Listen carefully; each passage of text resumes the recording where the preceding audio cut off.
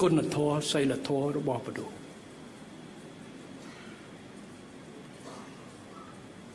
ត្រូវមានមោទនភាពចំពោះខ្លួនឯងប៉ុន្តែក៏មានអំនួតពេកមានមោទនភាពខុសពីមានអំនួតបើទស្សនៈទទួលគំនិតអ្នកដទៃកុំគិតថាខ្លួនចេះគ្រប់រឿងឬចេះត្រូវគ្រប់ពេលត្រូវមានភាពរឹងមាំប៉ុន្តែកុំរឹងរូសបើគំនិតរៀនសូត្របើយើងជាមេគេដឹកនាំប្រជុំកុំនិយាយតែម្នាក់ឯង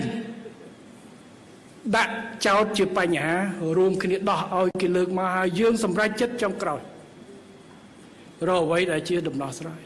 ពួកកន្លែងខ្លះហៅគេទៅប្រជុំតែទៅដល់មេចាប់ដើមដល់និយាយគ្មានពីណាហ៊ានតបើយើងទៅសួរគេយោបល់ថាឥឡូវដោះស្រាយយ៉ាងម៉េចអានឹងជំរឿននឹងណាល្អសុំបញ្ចេញមតិចាំយើងបុកស្រុកចុងក្រោយសិនទៅតែបើយើងចេញទៅដល់ខ្ញុំគិតថាយើងត្រូវយកជំរឿននេះដោយសារអញ្ចឹងចេះតើអស់លោកមានយោបល់យ៉ាងម៉េចខុសពីនឹងអត់មានពីណាហ៊ានទេហើយជាពិសេសនៅក្នុងវប្បធម៌ខ្មែរយើងភាគច្រើនអត់ចង់ជុលទេហើយជាពិសេសបើកយកតែ